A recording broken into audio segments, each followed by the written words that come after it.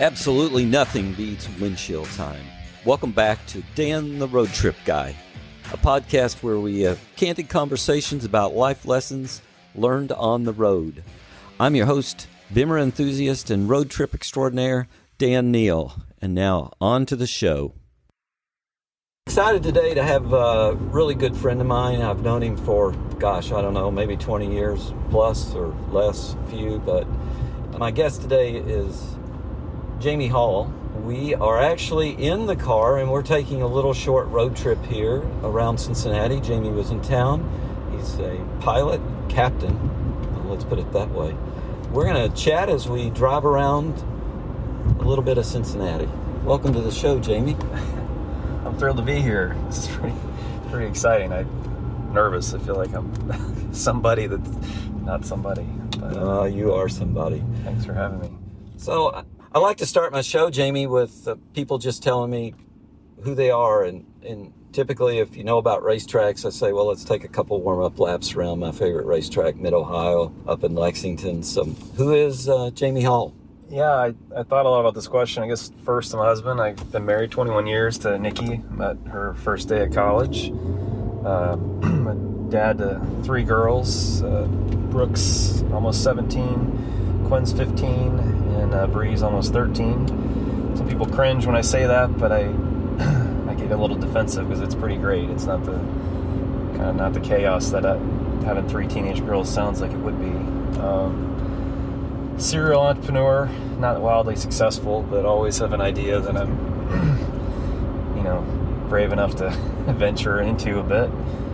Car guy, I think that's kind of where our relationship really is founded. And then a pilot. So it's, I guess, a summary of who I am. Live in Philadelphia. I used to live here in Cincinnati for 15, almost 16 years. It was a great phase of our life, but work and some other things took us east. And I'm back for a little bit of work and a lot of fun with you and some other friends. So. Yeah, and the thing I would say there is Jamie and I haven't seen each other in probably around 3 years when they moved away, and we used to see each other periodically. I'd go hang out with him, and it's just so cool because it's like we haven't missed a beat. It's like we just saw each other last week and we picked up right where we left off, so I think that's really fun. Yeah. Question for you, because this is Dan the Road Trip Guy, and we talk about cars and road trips. Tell me about your first car that you ever owned or drove. Yeah, my mom claims that my first word was actually tractor, not mom or dad or anything. And so at the very start, I was interested in anything with an engine. I used to fall asleep in a crib, literally with my Matchbox cars lined up next to me. And it was the only way I could fall asleep. But then my mom would come in and take them all out because she's afraid I'd roll over and poke my eye out. But literally have pictures of me with a line of maybe 10 to 15 Matchboxes next to my head. And so I love cars ever since, and would fall asleep while looking at Auto Trader magazines, and in bed my mom would be like, shouldn't you be studying? And I was studying cars. That's right. My first car, unfortunately, it wasn't my car. My mom, when I was her first child to drive, they bought a brand new Volvo 240D station wagon. It was not the cool car to be driving. So I did a little bit in that, but I had always been working and saving some money. And so my first car that I owned was a 1966 Ford Mustang. It was a 2-door. It wasn't the fastback. It was a 2-door. And had a 289 V8, had air conditioning, power steering, manual windows. It was, I like to call it British Racing Green. I'm sure Ford had a different name for it. And a black interior. And I thought that thing was awesome, but quickly realized it was not a mistake, but I had a bit of a monopoly in landscaping in my neighborhood. So what was the landscaping guy doing driving a kind of a cool car versus a pickup truck? So I only had it about a year, and then I got into a Toyota pickup truck that was more practical for my business. But a quick funny story about the Mustang. I was back in my time in high school, he actually had an auto shop that was in an elected class, and I took that. And it was fun because you could bring your car in to work on it during class. Sure. And I made the mistake of getting vanity plates for my car.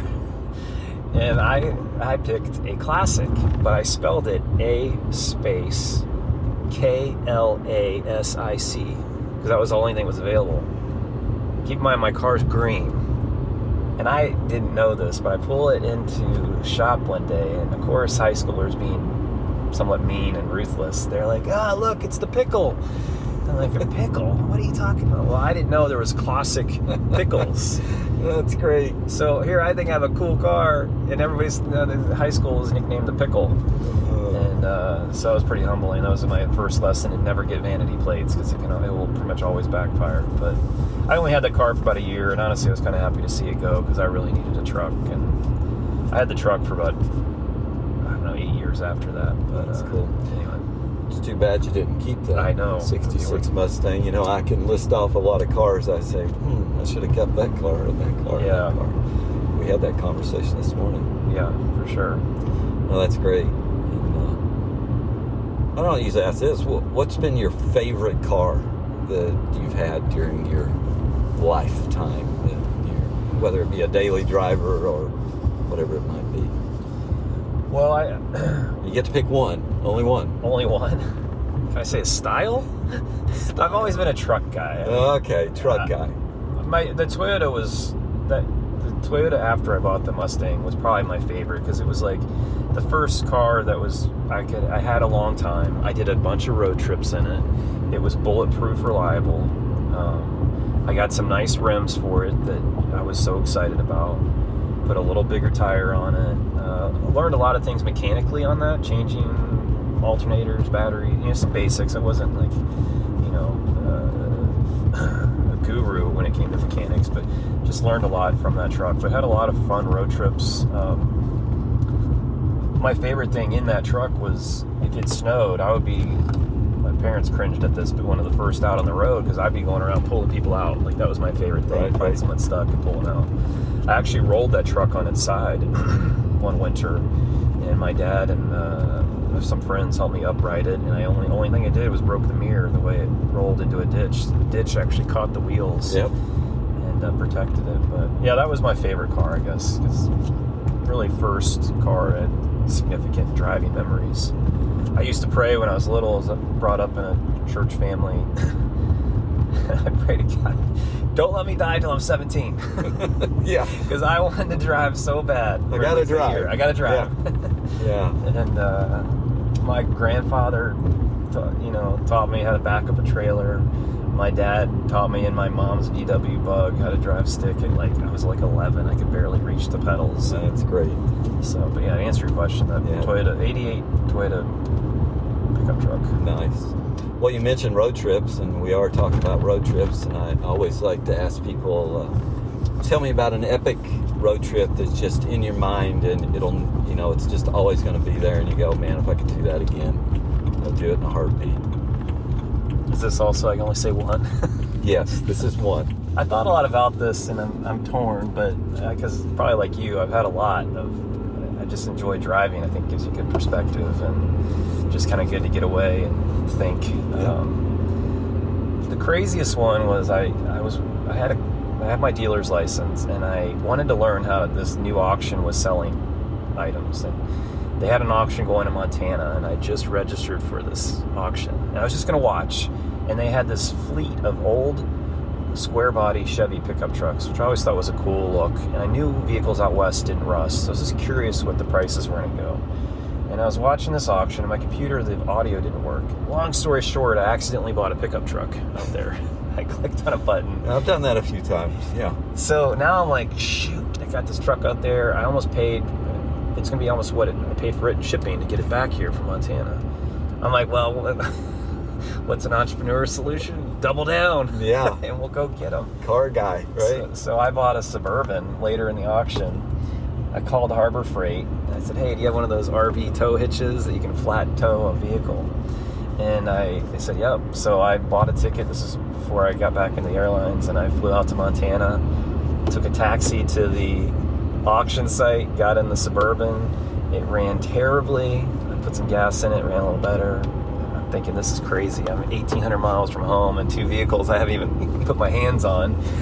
And I got to tow one back, rode into Harbor Freight, got the parts, talked some mechanic into letting me use some tools to attach it to the front of this Chevy pickup truck. And I hit the road and 1,800 miles back. But the crazy part is I never drove these vehicles, and here I'm going to gamble that they're going to last 1,800 miles. And then they went through Montana, a little bit of Wyoming, the Dakotas, and on down. But make a long story short, the fuel pump in the Suburban was going bad, and the only way it would stay running is if I kept refueling every 100 miles, because it kept the tank full enough that would vapors and stuff would keep enough pressure. And so every 100 miles for 1,800 miles, I had to stop and get gas in this Suburban pulling this pickup truck. I sold the pickup truck really quick. I made much better money than I ever thought I would, and then I kept the Suburban for a year and broke even on it. But in a way, that's kind of making money if you can drive a vehicle and break even. I guess the good news, stopping a Suburban, every 100 miles, and you don't feel like you're spending as much money. Right, smaller increments. Yes, right. Yeah, till you add it up. So that's great. I love out west. I always think through, like, what's the worst case? I got to buy a ticket home and then have them shipped home, and that's going to be painful. But I just felt like it was kind of worth it. I enjoyed the experience. My wife Nikki thinks I'm crazy at times, but it's made for some good memories. And that's right. So, I don't normally ask this, and I didn't prep you for this, but favorite road trip tune or a genre of music that you just put in because you just get that feeling of, oh yeah, I can listen to this all the way home. Country, rock, heavy metal, easy listening, or a particular song. I have a couple songs that just kind of get me jazzed up. Yeah, I mean, I think it depends if I have anybody in the car or not, because growing up, my dad loves bluegrass, but like real bluegrass, and I couldn't stand it at the time, and so our compromise was like oldies. And so growing up, that was what we listened to. But ironically, as you get older and your memories of people change, and I'm still extremely close to my dad, I find myself, if I'm alone, listening to bluegrass. I'm like, who am I? Yeah. Who have I become? Yeah, but kind of the same here. If it's music, it's like country or bluegrass or podcast. And I can drive much further. I can drive about the limits of my bladder or the fuel tank on a podcast, whereas music, I can get tired a little bit faster. But yeah, so probably country. I That's great. Yeah. Well, you mentioned you are a pilot. Yeah. And so you're a captain now. Yeah. Very proud of you for that. Thanks. So I don't think I know how you got into being a pilot. So maybe you can share with us that. How you got there. I was literally born into aviation.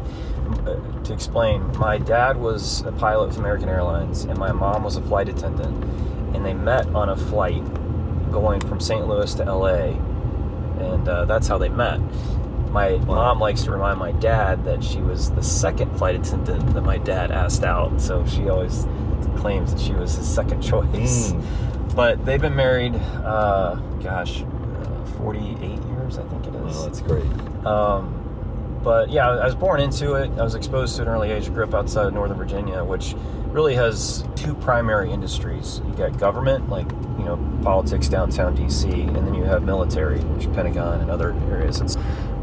My exposure was airlines for my dad, or all my friends' parents, which either downtown office government workers or military. And military and government didn't interest me, and so I think I paid attention a little bit more to aviation. But I remember my dad taking me flying. He owned, or his partners, in a couple different planes growing up, and I definitely did not appreciate that as much then as I wish I had. But I was exposed to it then, and I think just all that interest in mechanical things with engines. It's always fun to have a connection with your dad that's special, and that was largely mechanical things, primarily airplanes. And I always admired that my dad just loved what he did. It wasn't about the money, it was just about the love of his job. And so fast forward to senior year in college, I did not know what I was going to do with my generic communications degree. And my dad's like, well, why don't you get your pilot's license? You might like it, decide to pursue it. So senior year at a local airport, I went and got my license. And I just loved it. It came, I'm not gonna say I was like a star student, but it came quickly, very naturally. And so I went to Florida, got the rest of my ratings. A regret is I wish I'd gone into the military at that point. I think I would have done well with that leadership training. Obviously the cost, they pay for it. Yeah, exactly. My dad would have appreciated that. But I went the civilian route and then got all my ratings, took a little break, got married, went back to Florida right after 9/11, which was a terrible time to try to fly. As a flight instructor for a year. Okay. And then I really enjoyed teaching, other than the money was terrible. Taught in Orlando for a year, and then I got a job flying, I call it Pony Express, which is cargo, but it was small cargo, like documents and stuff. Oh, Primarily contracted for U.S. Bank and Fifth Third. And I flew out of Lumpkin Airport here in Cincinnati. And I did that for a while, but I was always just entrepreneurial, and I don't know, being in a very predictable seniority-based business wasn't very appealing at the time. And that's pretty much how I knew you. I mean, I knew you from a chicken business. A chicken business. Yeah. And then cars, insurance, trucking. We'll get to those. We'll get to one of those a little bit. But yeah, that's how I knew you. So I never knew you were a pilot until more recent.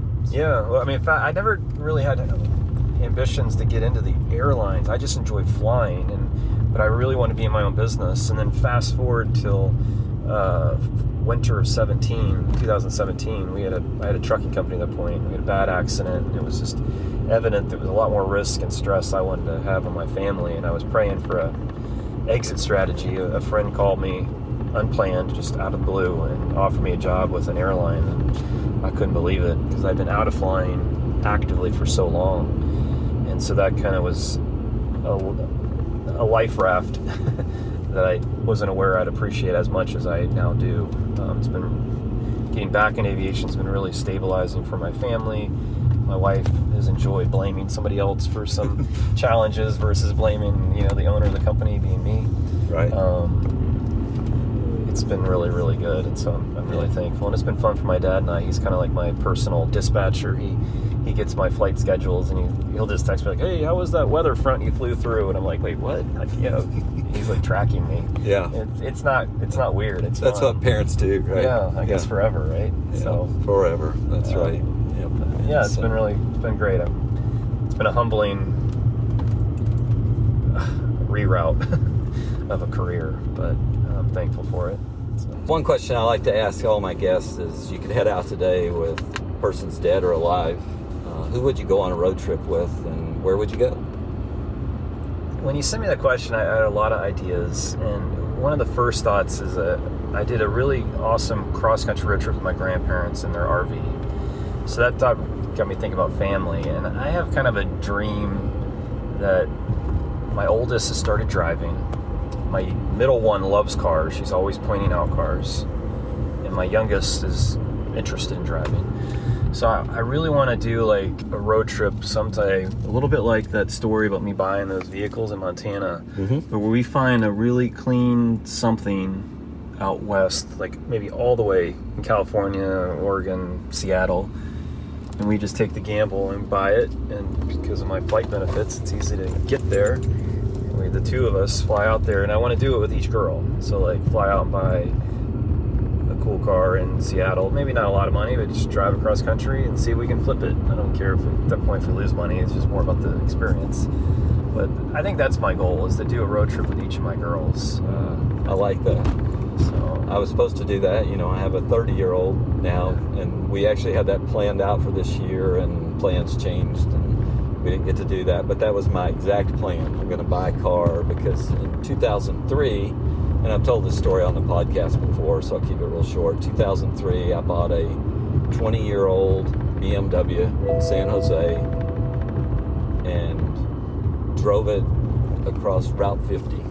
right. So when you do that with your girls, I would highly suggest Route 50 from Sacramento, at least back to Denver. Then if you're tired by then and you want to jump on the interstate, you can do that. I think that's great. I hope you get to do that, because I think that would be great. I don't think my wife would support this, but I kind of also want to come up with this like $1,000 budget or just something ridiculous. Like, we're gonna shop Marketplace and Craigslist and buy a $1,000 car and vlog it, or if nobody else to watch it. Now, it's got to be a fun car though. So I don't know 1,000 because I paid $2,500 for that BMW. All right, maybe I need to raise my budget. Yeah, it's got to be a fun car. Yeah. All right. Okay. You can't just drive a Honda Civic across country. Come on. Maybe I'll do that solo. Like, here, I sold some stuff out of my garage. There you go. Now you can do that. I'm gonna fly to. Yeah. So, but that's I want to do it with the girls. We've had some fun camping trips, driving. So I think they would really enjoy that, and they share that enjoyment of driving with me. So yeah, that's great. Anything on your bucket list? This big item on your bucket list? I have to get that done before I leave planet Earth. I know I'm going to look back at this question. I actually didn't give this one a lot of thought. The one that comes to the top of my mind, and it's definitely like far-fetched, but I love off-road racing. I love watching the Baja series. Yes. And I think I'd be really happy to participate in any level. Like, obviously running a trophy truck would be ridiculously amazing, but even like some budget entry, you see guys entering really odd, like they raced a Honda Pilot, right, beefed it up a little bit, or but yeah, any of the Baja series I think would be a pretty phenomenal experience. So that's the top of mind bucket list car related adventure. I guess the other one is a little bit similar road trip. I got my best friend, he lives in Alabama, but with motorcycles, is buying 2 used bikes out in like San Diego and riding them across country back here and then selling them. Have my dealer's license, so that would kind of potentially hopefully break even or make a little bit of money. But there you go. Yeah. Those are 2 bucket lists, Baja and then riding a motorcycle cross country. Hopefully my parents don't hear that, because they don't like the idea of me being on motorcycles. Well, that's a parent thing. Yeah. So, yeah.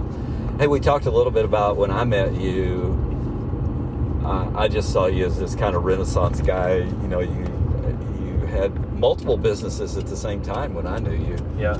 And so if you look back on those, which one of those, I don't know if fun's the right word, but which one of those you got up every morning and you said, wow, yeah, this is fun.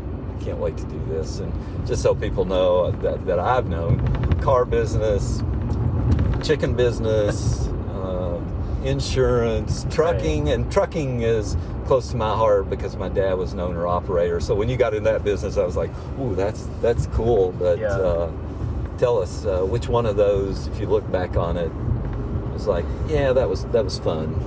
Yeah. Or maybe they were all just frustrating.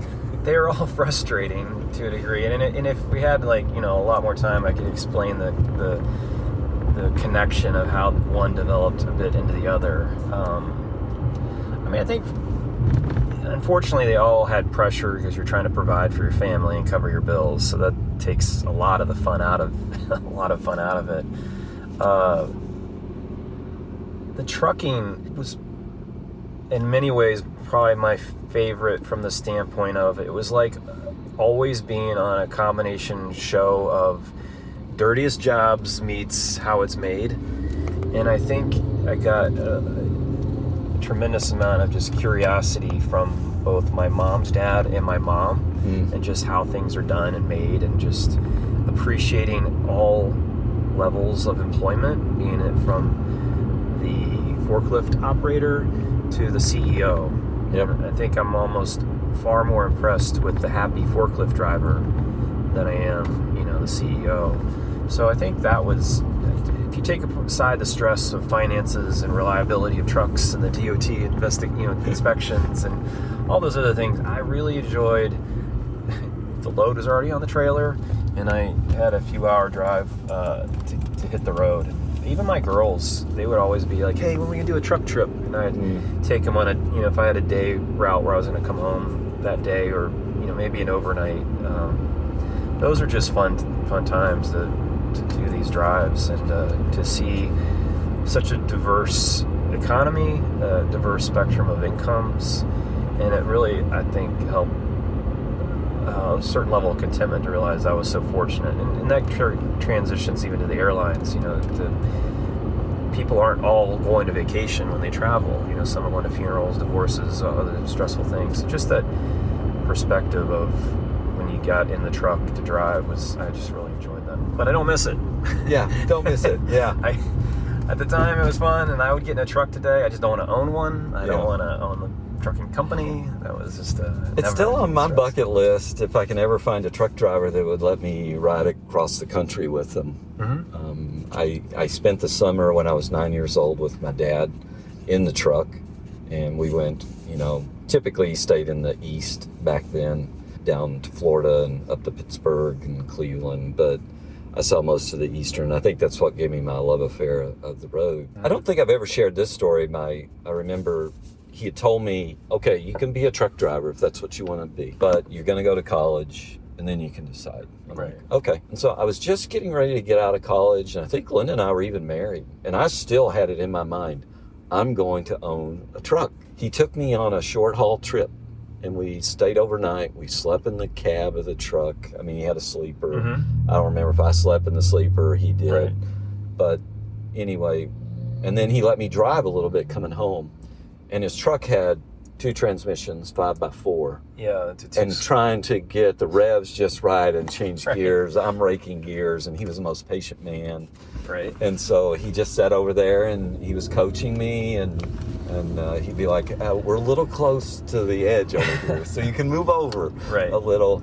But we got home, and I will never, ever forget this. He pulled me aside, and he said, so you still want to be a truck driver? And I said, no, I don't think so. I'm good. Thanks. And he goes, that's good. And we moved on. And so get a little emotional with that one, just thinking back about him, because he did it for 40 years. And so, yeah. Anyway, I usually wrap this up. I really appreciate you, and this wasn't really a road trip we were on, but we took a little drive, and we got to see some sights here in eastern Cincinnati, and wrapping this up. And I always like to give my guests an opportunity to advertise themselves or their favorite charity or whatever's going on. So I'll just give you that opportunity. Where can people find you if you want them to find you? Maybe you don't, and we can wrap this up that way. No, I mean, my full name's James Bishop Hall. I'm on Instagram. I'm not saying I'm not an influencer, but future influencer. Future. My resume is a little interesting, so this has been really encouraging to push me to launch my next little hobby venture is with this different subject matter. But just the idea of coming up with a podcast that I've had for years, and I think you've encouraged me today to take that leap, which is a shame because my whole podcast is encouraging people to be brave enough to start something. So this has been really good. I'm grateful, and can't wait to listen to other episodes of your podcast. So thanks so much. I was so excited when you reached out. It was like, oh, okay, we're not just going to meet for coffee. We're going to drive, and we're going to chat. So I hope that would happen. Anyway, that's it for today, and we're out. All right, thanks, Dan. I hope you enjoyed this episode of Dan the Road Trip Guy, and we look forward to having you back again next time. In the meantime, if you want to find me, you can find me on the internet at Danny, D-A-N-N-Y, Neal, Neal.com. Until we meet up again, keep having conversations and keep driving.